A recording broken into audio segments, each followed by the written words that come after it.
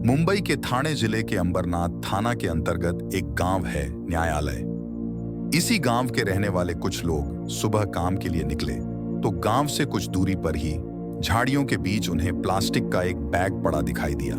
उस पर खून के धब्बे दिखाई दे रहे थे, इसलिए लोगों को यही लगा कि जरूर इसमें किसी की लाश है। इसलिए लोगों ने सबसे पहले इनकी जानकारी पुलिस को दी। थोड़ी देर बाद वहां भीड़ इकट्ठा हो गई। पुलिस को सूचना मिलने के बाद सब इंस्पेक्टर शिवराम और कांस्टेबल घटनास्थल पर आए गए। उन्होंने सबसे पहले वहां जाकर प्लास्टिक बैग झाड़ियों से बाहर निकला और गांव वालों की मौजूदगी में ही उस बैग को खोल दिया तो उसमें एक युवक की लाश को तोड़ मरोड़ कर बाहर आ गया था। लाश को बाहर निकाला गया। मृतक करीब 27 से 28 साल का युवक था और किसी तेज धार चाकू से उसका गला काटकर हत्या की गई थी। आखिर हत्यारा कौन था, आइए जानते हैं डिटेल से इस वीडियो में। सब इंस्पेक्टर शिवराम ने इस बात की जानकारी अधिकारियों को दी तो सभी वरिष्ठ अधिकारी और मीडिया घटनास्थल पर जल्दी पहुंच गए। निरीक्षण किया गया। भीड़ में ही मौजूद कुछ लोगों ने बताया कि मृतक का नाम संजय हजारे था। वह अपनी पत्नी अनुभा, एक बच्ची और एक दोस्त दीपांकर के साथ कुछ दिन पहले ही गांव में रहने आया था। मित्र की साइनात होते ही पुलिस ने उनकी पत्नी अनुभा को घटनास्थल पर बुला लिया। अनुभा पति के लाश देखकर फूट फूट कर रोने लगी। पुलिस ने उसे किसी तरह समझाकर शांत कराया, फिर लाश को पोस्टमार्टम के लिए हॉस्पिटल भिजवा दिया। इस केस की इन्वेस्टिगेशन के लिए पुलिस ने केस को इंस्पेक्टर जितेंद्र आगरकर को सौंप दिया। आगरकर ने जांच शुरू की। उसे सबसे पहले संजय की पत्नी अनुभा और उसके दोस्त दीपंकर पर शक हुआ, क्योंकि घटनास्थल पर जब अनुभा रो रही थी तो उन्होंने महसूस किया था कि पति के मौत पर कोई पत्नी जिस तरह रोती है वैसा दर्द अनुभा के रोने में नहीं था। ऐसा लग रहा था कि वह दिखावे के लिए रो रही थी। पुलिस ने इन दोनों को ठाणे बुलाकर पूछताछ शुरू कर दी। पुलिस ने जब अनुभा से पूछा कि यह सब कैसे हुआ, आपको किसी पर शक है या फिर संजय का किसी के साथ कोई झगड़ा या दुश्मन, तो उसने नजरें चुराते हुए कहा कि कल रात को उनको अंडा खाने का मन हुआ तो वह अंडा लेने निकले। वह घर से निकले जरूर, लेकिन घर लौट कर नहीं आए। मुझे लगा बारिश बहुत तेज हो रही है, इसलिए वह वहीं रुक गए होंगे। रात 12 बजे तक मैंने इंतजार किया था, लेकिन देर रात तक जब वह नहीं आए तो मैं बेटी के साथ सो गई। अनुभा से दीपंकर के बारे में जब पूछा गया तो उसने उसको अपना मुंह बोला भाई बताया। दीपंकर से भी पूछताछ की गई, लेकिन उसने साफ शब्दों में स्पष्ट कर दिया कि मुझे इस मर्डर के बारे में कोई जानकारी नहीं है। अनुभा के बयान पर इंस्पेक्टर आगरकर को यकीन नहीं हो रहा था कि जिस औरत का पति रात को घर ना आए वो निश्चित होकर कैसे सो सकती है। इसके अलावा दीपंकर ने जो बयान दिया था वह अनुभा के बयान से बिल्कुल अलग था। अनुभा ने उसे अपना मुंह बोला भाई बताया था, जबकि दीपंकर ने खुद को उसका दूर कर रिश्तेदार बताया था। इसी वजह से पुलिस को लग रहा था कि किसी ना किसी तरीके से अनुभा अपने पति की हत्या में शामिल है, लेकिन पुलिस के पास उसके खिलाफ कोई ठोस सबूत नहीं था। इसी कारण पुलिस उस पर सीधा कुछ नहीं कह रहे थे। पुलिस सबूत की तलाश में संजय के घर पहुंची और फिर से पूछताछ शुरू कर दी। अनुभा और दीपंकर ने पूछताछ में बताया कि यहां आने से पहले वे लोग अंधेरी की गौतम नगर में रहते थे। इंस्पेक्टर ने पुलिसकर्मियों को गौतम नगर भेजकर संजय और उसकी पत्नी के बारे में पता करने को कहा, तो वहां से पता चला कि संजय और उसकी पत्नी अनुभा के बीच अक्सर लड़ाई झगड़ा होता था। झगड़े की वजह के बारे में जब पता किया गया तो पता चला कि अनुभा का संजीव सिंह के साथ अवैध संबंध था। यह संजय सिंह कौन है, इसकी जानकारी आगे आपको मिल जाएगी। पुलिस ने तुरंत संजीव को हिरासत में ले लिया। ठाणे लाकर जब उससे पूछताछ की गई तो पहले उसने पुलिस को गुमराह करने की कोशिश की, लेकिन पुलिस के सामने आखिर में सच उगल दिया। इसके बाद अनुभा को भी गिरफ्तार कर लिया गया। गहरी पूछताछ में अनुभव और संजीव ने संजय की हत्या की पूरी कहानी पुलिस के सामने बता दी। उन दोनों ने बताया कि संजय हजारे पश्चिम बंगाल के वीर भूमि का रहने वाला था। गांव में उसकी एक छोटी सी दुकान थी जिससे इतने आमदनी नहीं हो पाती थी कि परिवार का गुर्जर बसर आराम से हो सके। इस कारण ज्यादा पैसा कमाने के लिए संजय घर वालों से इजाजत लेकर साल 2005 में मुंबई आ गया था। मुंबई में इसके गांव के कई लड़के पहले से ही काम कर रहे थे। संजय भी उन्हें लोगों के साथ रहकर सोना चांदी के गहने बनाने और उन पर नक्काशी का काम करने लगा। ठीक ठाक कमाई होने लगी तो पैसे इकट्ठा करके उसने अंधेरी के गौतम नगर में एक मकान खरीद लिया। वह अकेला ही राहत था, इसीलिए दीपंकर और संजीव को उसने अपने साथ रख लिया। संजय इस गांव का रहने वाला था, जबकि दीपंकर दूसरे गांव का रहने वाला था।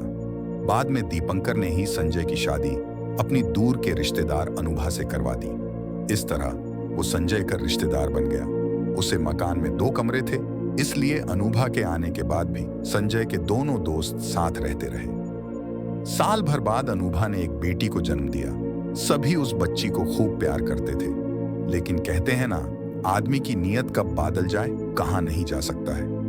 कुछ समय बाद संजीव की नीयत अनुभा के बदली वह उसके नजदीक जाने की कोशिश करने लगा। अब अनुभा को देखते ही संजीव की मन मचल उठता था। उसे अब संजय से जलन होने लगी थी।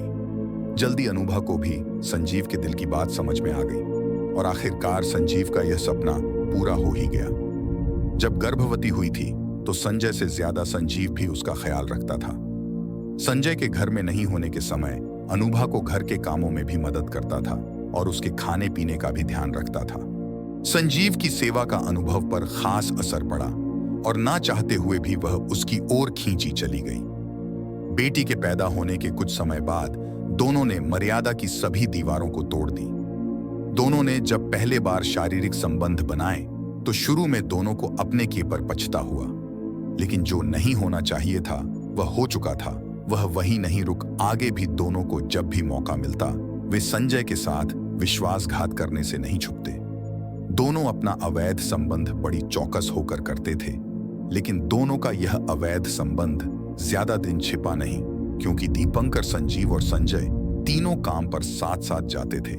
लेकिन कोई न कोई बहाना करके संजीव बीच में ही घर आ जाता था और अनुभा के साथ मौज मस्ती करके फिर से काम पर पहुंच जाता था। ऐसे में पड़ोसियों को शक हुआ तो उन्होंने यह बात संजय को बताई, लेकिन संजय को उनकी इस बात पर विश्वास नहीं हुआ, क्योंकि उसे अपने दोस्तों और पत्नी पर पूरा भरोसा था। अनुभा और संजीव संजय की इसी विश्वास का फायदा 3 साल तक उठाते हुए रहे। आखिर में एक दिन उसने अपनी आंखों से दोनों को संबंध बनाते हुए देख लिया। बेचारा संजय को अपनी पत्नी और दोस्त की इस बेवफाई से बहुत ही गहरी चोट लगी। वो वहीं पर फुटकर रोने लगा। फिर संजय से झगड़ा कर उस समय ही उसको घर से निकाल दिया। वहीं पत्नी को भी उसने जमकर पीटा दिया। संजीव ने संजय का घर भले ही छोड़ दिया, लेकिन अनुभा को नहीं छोड़। उसने अनुभा से अपने संबंध बनाए रखे। जब भी उसे मौका मिलता अनुभा के पास आ जाता और अपनी इच्छा पूरी करके चला जाता। इसमें अनुभा भी उसकी मदद करती थी। इस बात को लेकर अक्सर अनुभा और संजय में झगड़ा और मारपीट होते रहता था, लेकिन पीटने और समझाने पर भी अनुभा पर कोई असर नहीं होता था।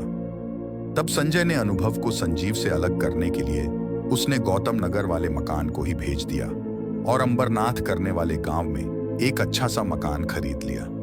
फिर साल 2015 में पूजा पाठ कर अपनी पत्नी अनुभा, बेटी और दीपंकर के साथ उसमें रहने आ गया। उसे लगा अनुभा धीरे धीरे भूल जाएंगी, लेकिन ऐसा नहीं हुआ। जब भी मौका मिलता दोनों जरूर मिलते।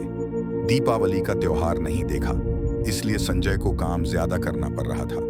संजय को रात में भी काम करना पड़ता था। इस बात की जानकारी संजीव को भी थी, इसलिए जिस रात संजय घर नहीं आता था तो वह संजीव के घर चला जाता था। एक रात संजय की तबीयत अचानक खराब हो गई। वह अचानक घर चला गया तो वहां बिस्तर पर अनुभा के साथ संजीव को देखकर डांग रह गया। संजय गुस्से से आजक बाबूलाल हो गया और दोनों को वहीं पीटना शुरू कर दिया। संजीव तो किसी तरह से अपनी जान बचाकर वहां से भाग निकाला, लेकिन संजय ने अपना सार गुस्सा अनुभा पर ही उतार दिया। उसने उस दिन पत्नी की जमकर पिटाई कर दी और मार पीट कर वह घर से बाहर निकाल गया। उसके जाते ही अनुभा ने संजीव को कॉल किया और कहा, संजीव, अब बहुत हो चुका। संजय को अपने रास्ते से हटाना ही होगा। हमारे संबंधों को लेकर जब देखो तब वह हमको मारता ही राहत है और आसपास में भी मुझे बदनाम करके रख दिया। मेरा जीना हराम हो गया है। उसने मुझे कहीं का नहीं छोड़। लोग भी मुझ पर अब थूक रहे हैं। संजय, अगर तुम मुझे सच्चा प्यार करते हो तो तुम्हें संजय का चैप्टर खत्म करना ही होगा। तुम कल शाम 8 बजे आ जाना, मैं तुम्हारा इंतजार करूंगी। यह कहकर अनुभा ने फोन काट दिया। उसने अनुभव को विश्वास दिलाया कि इस संजय को जल्दी ही रास्ते से हटा देगा। संजीव ने बाजार जाकर एक तेज धार वाला चाकू खरीद लिया और ठीक समय पर संजय के घर पहुंच गया। संजय उस समय तक घर नहीं पहुंचता, तब तक अनुभा ने संजीव को घर में छुपा दिया और संजय के आने का इंतजार करने लगे। उसे समय दीपंकर भी घर पर नहीं था, वह अपने दोस्त के यहाँ गया हुआ था। रात करीब 10 बजे संजय घर पर आया तो अनुभव बैठी हुई थी। संजय ने उससे पहले खाना मांगा तो खाना देने की जगह उसे कसकर पकड़ लिया। इसके बाद अंदर छिपा संजय एकदम से बाहर आया और चाकू से उसके गले को ही काट दिया। बेचारे संजीव को कुछ भी करने का मौका नहीं मिला और तुरंत वहीं मर गया। संजय के मरते ही दोनों उसकी लाश को ठिकाने लगाने की तैयारी करने लगे। इस समय मौसम खराब हो गया और तेज बारिश होने लगी। बरसात की वजह से बस्ती के लोग अपने अपने घरों में ही थे। इस कारण दोनों को लाश को ठिकाने लगाने का अच्छा मौका मिल गया। दोनों ने लाश को एक प्लास्टिक की मोटी थैली में लपेटकर रात करीब 2 बजे बारिश में बस्ती से लगभग 200 किलोमीटर की दूरी पर स्थित झाड़ियों में फेंक दिया। पुलिस ने अनुभा और संजीव को अदालत में पेश किया, जहां से उन्हें जेल भेज दिया गया। इस कहानी से संबंधित आपके क्या सोचते हैं, हमें कमेंट करके जरूर बताइएगा। वीडियो देखने के लिए आपका बहुत बहुत धन्यवाद।